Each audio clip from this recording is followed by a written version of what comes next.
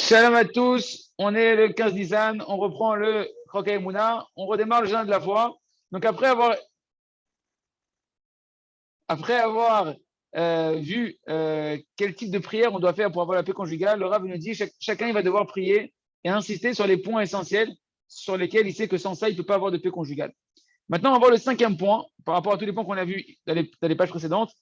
Un homme il doit faire tout ce qu'on a vu, c'est-à-dire on avait dit quoi? On avait dit euh, accepter avec la Emouna que tout ce qui arrive avec ta femme, ça vient d'Hachem, de faire tes chouvas, d'étudier le sujet, de prier sur le sujet. Et tout ça, le Rav dit maintenant, ça, la personne elle va faire ce programme-là, elle doit le faire durant une longue période. C'est pas une fois, un jour, après avoir entendu le cours qu'on se met à faire ça. C'est durant une longue période, tous les jours. Et entre-temps, eh ben, il faut que tu envoies à ta femme de l'argent, des cadeaux, que tu continues à te comporter correctement avec elle, sans attendre en retour aucune reconnaissance de son côté pour l'instant. Tu dois être dans un don gratuit sans attendre de retour de l'autre côté. Et attention surtout de ne pas essayer de retourner chez toi tant que ta femme ne t'a pas invité à revenir. Tu dois attendre jusqu'à ce qu'Hachem il te fasse savoir que c'est le moment où il veut que tu retournes à ta maison. Et ça, les amis, c'est, il dit le Rav, le point, mamage, le plus crucial où on va tester où tu en es véritablement. Est-ce que tu as foi que c'est Hachem qui fixe quand est-ce que tu retourneras dans ta maison, ou est-ce que tu veux faire ça avec force et tu veux outrepasser la bonté de la Kadosh Baruch Hu. Et entre-temps, le Rav lui dit, tu ne dois faire aucune ishtadlout, aucun effort concret dans toute cette notion-là de retourner chez toi. Tu ne dois pas précipiter le moment où Hachem, il va te réouvrir la porte de chez toi. Et même si tu vois que plus tu fais des efforts envers ta femme et tu essaies d'être bon avec elle, etc., et pourtant, tu vois que la situation avec elle, elle fait que empirer. Et ça, les amis, jusqu'à encore hier, je parlais avec une personne que c'est la médecine. Les gens, ils font ce travail-là. Ils disent, mais je comprends pas, ça s'empire, ça s'empire. Le Rav avait dit, c'est ton épreuve.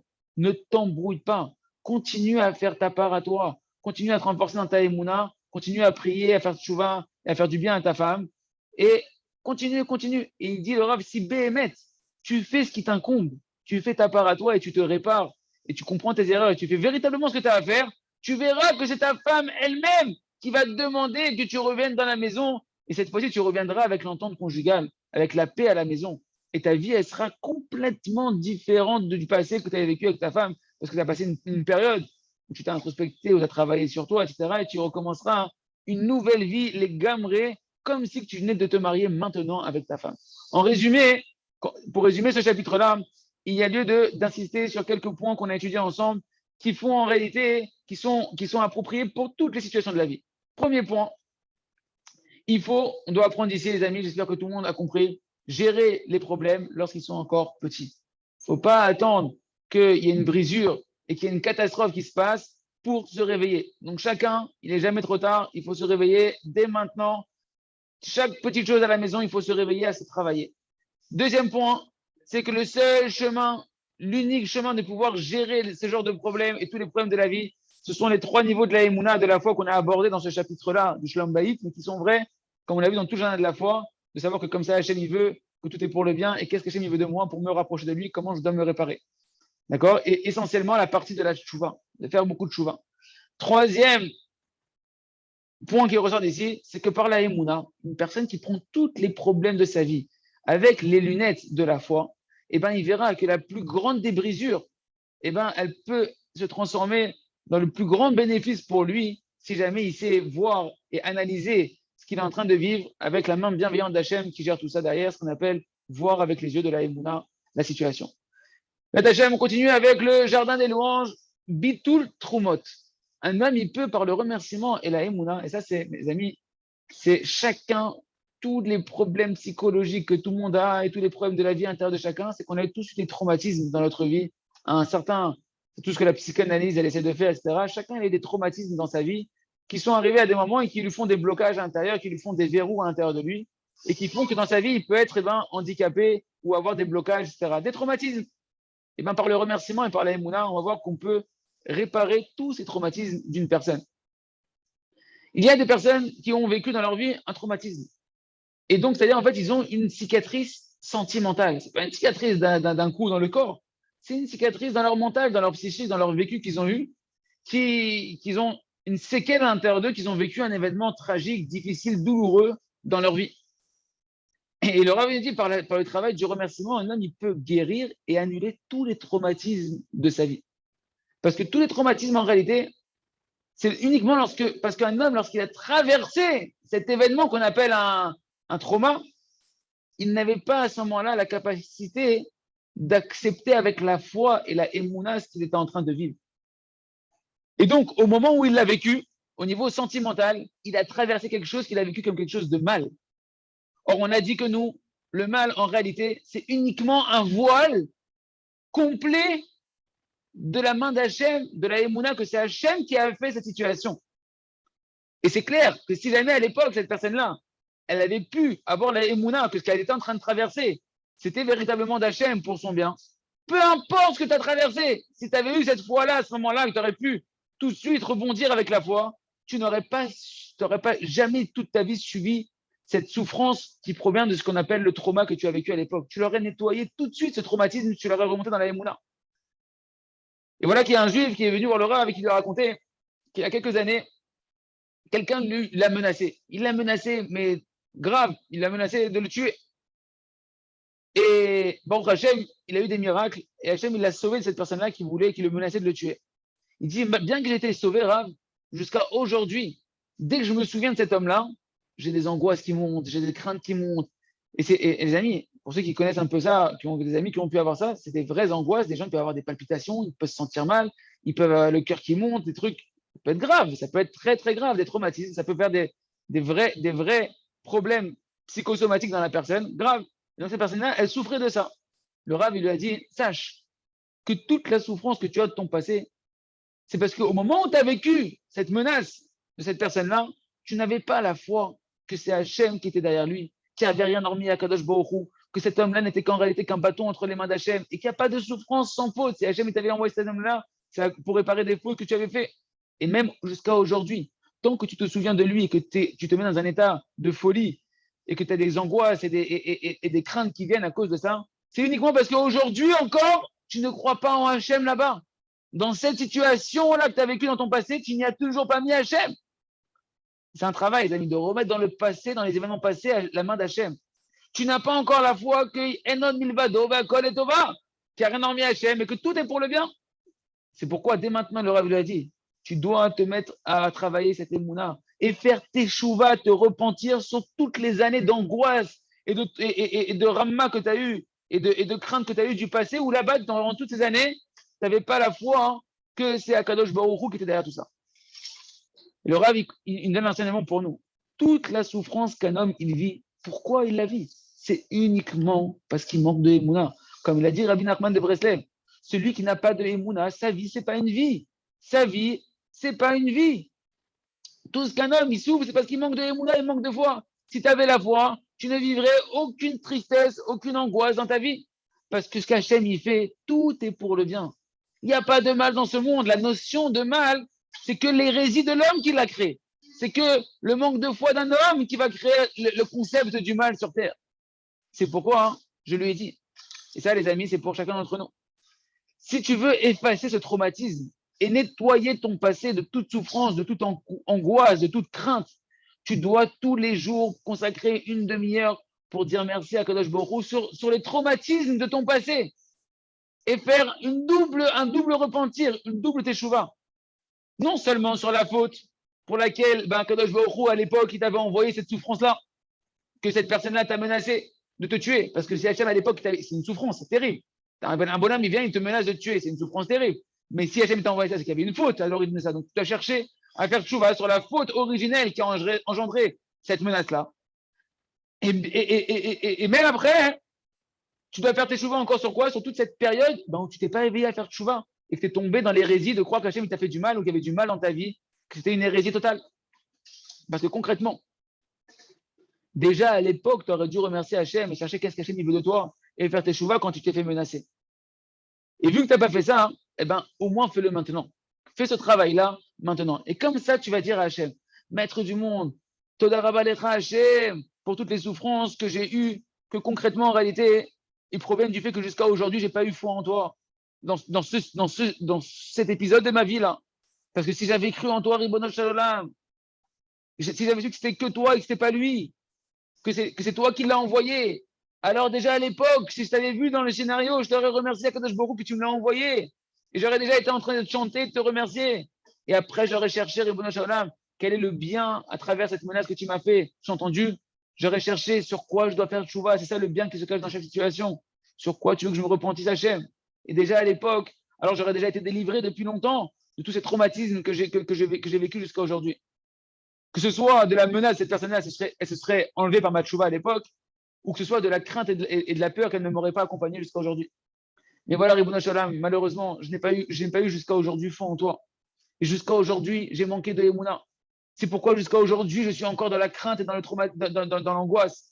C'est pourquoi avant tout, Ribono Shalom, je te remercie. Te remercier que tu m'as donné la Emouna, de pouvoir te remercier aujourd'hui sur ce qui s'est passé dans le passé. Et je te demande, Ribono Shalom, de renforcer ma foi, de telle sorte que je puisse avoir foi d'une foi totale, que tout ce qui s'est passé jusqu'à aujourd'hui, dans cette situation en particulier, c'était pour mon bien. Et que tu puisses me donner la foi de te remercier sur toutes les souffrances que j'ai eues jusqu'à aujourd'hui de cet événement-là. Et fais-moi mériter, Ribono Shalom, de faire une tchouva parfaite sur la faute pour laquelle tu m'as envoyé à l'époque, depuis cette époque-là, toutes ces souffrances-là, parce qu'il y a bien une faute qui est à l'origine de tout ça. Aide-moi à nettoyer cette faute-là pour que tout s'en aille. Voilà, les amis, un exemple de comment gérer des traumatismes du passé et comment chacun il peut nettoyer et réparer toute sa vie passée, les amis. Ce que nous fera faire ma chère Tzidkenu dès maintenant en travaillant sa Emouna et le remerciement sur les événements du passé. On continue, merci Hachem. Juste, vous vous rendez pas compte, hein, mais ce qu'on est en train de voir ici, c'est Kipchuto, ce que ma chère va nous apprendre à faire quand il va venir. Il va nous apprendre à réparer notre vie, ma chère. Il ne va pas appuyer sur un bouton et nous réparer, le ma chère. Il va juste nous donner un mode d'emploi, comment se réparer, avec des sourires. On continue avec le livre à travers champs et forêts pour remercier Hachem. On continue à faire tous les jours les fachot, notre heure d'Ilbo des doutes. Qui a la Emouna? De qui peut-on dire qu'il a la Emouna? Le Rav dit il y a une grande erreur dans le monde. Que les gens ils pensent que sur la foi, il n'y a pas besoin de prier. Pourquoi je prie sur la foi? J'ai la foi. Tu as la foi, tu n'as pas la foi, tu es plus ou moins la foi. Okay. Parce que, et il nous dit le Rav, les mamaches, c'est ce qu'on voit à l'époque, quand les chassidés de Breslev, ça a commencé à se répandre, la chassidie de Breslev. Eh ben, il y avait les mitnagdim, les opposants. Et parmi eux, et parmi ces opposants, il y avait ce qui était opposé au livre de Rabbi Nathan de prière qu'on appelle l'écouter de Philote. Pourquoi? Parce que là-bas, Rabbi Nathan, ben, il demandait dans cette Philote beaucoup de fois la Emouna. Rabbi Nathan disait Hachem, Teni Emouna, et tout le monde rigolait de lui. Il rigolait de lui. Et les chassidim, les chassidim qui étaient des autres chassidiotes, ils se moquaient de lui. Ils disaient hey, votre rave, il n'a pas d'Emouna, misken. Il est toute la journée en train de demander à Hachem de la Emouna, il demande tellement de la Emouna, il faut le renforcer, le pauvre, il n'a pas d'Emouna, votre rabbin. Et bien, il me dit, le Rav, c'est eux qui sont des miskénim, des grands miskénim, des grands misérables, qui ne savent même pas à quel point, en réalité, ils étaient eux-mêmes éloignés de la Emouna. Parce que c'est sûr que chacun d'entre nous, les amis, oui, c'est vrai qu'on croit tous en Hachem, qu'on a tous une certaine foi en Hachem, mais notre foi, elle est très faible. Et comment tu veux savoir que ta foi, elle est faible, que ta foi, elle est faible et qu'elle demande à être renforcée? Ben, il suffit juste de regarder les épreuves de ta vie. Quand ta femme, elle te crie dessus, ta foi que c'est Hachem qui te crie dessus? Tu vois Hachem là-bas? Quand quelqu'un il te fait quelque chose qui n'est pas comme tu voudrais, sur la route, on t'a coupé la route, on t'a coupé la route en voiture, ou il y en a un qui t'a pris ta place, ou quelqu'un t'a pris ta place dans le tour, qui est en train de faire la queue, etc. Est-ce que tu vois Kadosh Baruch Hu, tu vois cet homme-là? Est-ce que tu vois Kadosh Baruch Hu, tu penses non, c'est lui avec sa force, il a fait ce qu'il veut, etc. Tout ça, les amis, quand toi tu vas te mettre en colère et que tu vas répondre, etc., tu es en train de montrer que tu es dans ce qu'on appelle Kochi Votsem Yadi, c'est la force de mon bras, et c'est moi qui gère ma vie, et ça, c'est de l'hérésie totale. On est tous manquants dans la Yémouna. C'est pourquoi un homme, il doit reconnaître la vérité. Pourquoi? Parce que tu as une kippa, tu as une barbe et des péotes, alors tu es quelqu'un qui a une Yémouna shlema? Non, tu peux avoir une kippa, une barbe et des péotes, te mettre en colère avec ta femme, et là-bas, tu n'as pas d'Yémouna. Et donc, tu manques de Yémouna, tu manques beaucoup de Yémouna. C'est pourquoi Rabbi Nathan nous a enseigné ce que nous, on doit apprendre pour nous, et dans notre Hitbo des doutes, il faut beaucoup insister dessus, les amis. Et surtout au début de la Hitbo des doutes. Et à chaque fois que tu vas gérer une situation où tu es angoissé, tu n'es pas bien, etc., de demander à Hachem beaucoup, beaucoup de fois qui te donne de la Emouna. Beaucoup de fois, la foi. Il avait chanté Dieu m'a donné la foi. Ok. Jardin de la Saïda d'Hachem, on continue avec le conte de Rabbi Nachman. On reprend les mots de Rabbi Nachman.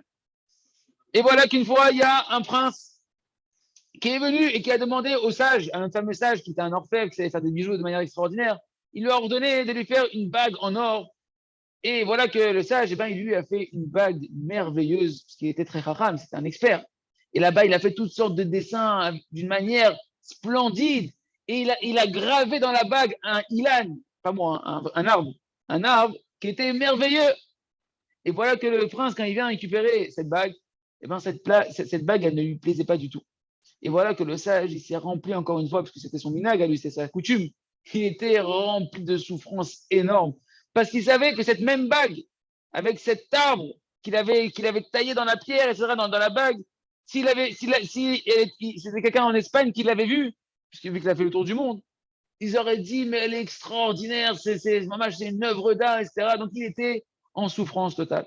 Et là, en réalité, donc notre maître, il nous explique, Ravarouche, que Rabbeinu, en fait, le Rébi, il nous explique ici comment le Chacham, il a fait cette bague-là. Et que cette bague-là, véritablement, le Chacham, lui, c'est ce qu'il a fait. Elle est merveilleuse. Elle est merveilleuse, ta bague. C'est une bague que tout celui qui l'aurait vu dans la main, il l'aurait loué, il se serait émerveillé de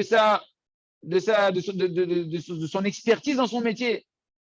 Et même le sage lui-même, ici, pour une fois, lui-même, il était content de son travail. Il est conscient de la grandeur de son travail. Et malgré tout, dès qu'il a vu que pourtant que pour le prince en question, eh ben, ça lui a déplu à ses yeux, alors voilà que le Chacham, il s'est complètement rempli de souffrance. Il s'est complètement rempli de souffrance. Pourquoi? Parce qu'en réalité, toute sa joie à lui, toute sa réussite, elle n'avait plus de valeur à ses yeux. Dès qu'une personne, elle ne trouve pas que c'est génial ce qu'il a fait, toute sa réussite, il en perd toute l'appréciation. Et pourtant, bien qu'il était conscient de la grandeur de cette bague-là, il n'y a rien qui l'aidait, il n'arrivait plus à être Bessimra. Les amis, que chacun il se renforce à être content de ce qu'on fait, sois heureux de ce que tu fais, et surtout en plus, quand tu sais que tu as fait un truc qui est top, il y en a un qui n'est pas content, il y en a un qui ne comprend pas ta chorma, il ne comprend pas ta sagesse, il ne comprend pas le raffinement de ce que tu sais faire. Misken pour lui, mais toi, tu ne vas pas tomber dans la tristesse que lui, il n'est pas content de ce que tu as fait, alors toi, tu sais que c'est extraordinaire. On voit combien en été la sagesse de ce sage, combien en été c'est sa perte, et c'est la souffrance de son quotidien. Il est certain qu'on ne soit pas des sages comme cette description-là, mais qu'on soit au contraire tam comme le tam à Kadosh, d'être toujours Bessimcha de ce que l'on fait, en sachant que c'est Hachem qui agit à travers nous et qu'Hachem il fait que des choses qui sont parfaites. On termine avec le Sefer Orada Jazion Taïr Niske Kolano Bimera Leoro. Donc on a dit, le Rav nous a dit, j'ai beaucoup hésité finalement à écrire ces mots-là dans le travail de la bonté, de demander à Kadosh Baruch Hu, Hachem, t'es obligé de me sauver. Parce que, comme on a dit hier, dans le cours précédent, qu'il a vu que certains élèves, des fois, ils se cachaient derrière, genre, Hachem, t'es obligé de me sauver, alors que leur cœur, il n'était pas là. Donc, le Rav, est-ce que je l'écris, est-ce que je l'écris pas, ces choses-là, parce que j'ai peur que les gens, ils s'embrouillent, de croire que juste parce qu'ils vont créer comme une formule magique, Hachem, t'es obligé de me sauver, qui va nous sauver. Donc, j'ai beaucoup hésité, le Rav me dit, à écrire ces mots-là, mais je me suis dit, malgré tout, je ne peux pas empêcher de faire profiter du bien à mes élèves. Parce que ces mots-là, en fait, quand ils proviennent d'un travail véritable sur soi, de construire sa volonté, comme on l'a expliqué en long et en large dans ce chapitre-là, alors ces mêmes mots, ils ont une force et une lumière qui renferme en eux qui est extraordinaire. Comme j'ai raconté ça dans des shiurim à des élèves, en particulier l'histoire de mon élève qui était en train de se noyer dans la mer et qui a crié à Hachem au moment où il allait mourir, Hachem, t'es obligé de me délivrer. Et j'ai vu que Mamash, eh ben, moi-même, ça m'a réveillé et que des élèves aussi se sont éveillés après à crier comme ça au niveau spirituel, que Hachem, t'es obligé de me délivrer. Et que les élèves, ils m'ont raconté que de ces paroles-là, ça leur a mis un feu dans le cœur quand ils criaient à Hachem pour changer spirituellement, que Hachem était obligé de me sauver, avec tout le travail du travail de la volonté. Ils m'ont témoigné qu'il y avait sur eux un effet qui était extraordinaire. Mais bien évidemment, en réalité, cette crainte que le Rav il a, qui nous éveille dessus, il nous dit que ça dépend de l'homme. Ça ne dépend pas des mots qu'on est en train de dire. Ça dépend de toi. Comment tu vas accepter les paroles qu'on est en train de dire ici. Celui qui comprend bien qu'en fait, Akadosh Baruch Hu, il veut te délivrer et qu'Hachem, il attend que ton travail à toi, tes efforts à toi. Ça veut dire quoi? Ça veut dire que l'essentiel, en fait, c'est ton travail. Les paroles qu'on est en train de dire, c'est juste des paroles qui sont là pour te pousser, te propulser et t'enflammer dans ce travail-là, de pouvoir travailler de toutes tes forces, avec tout le feu, de vouloir le travail de la volonté, de servir Hachem.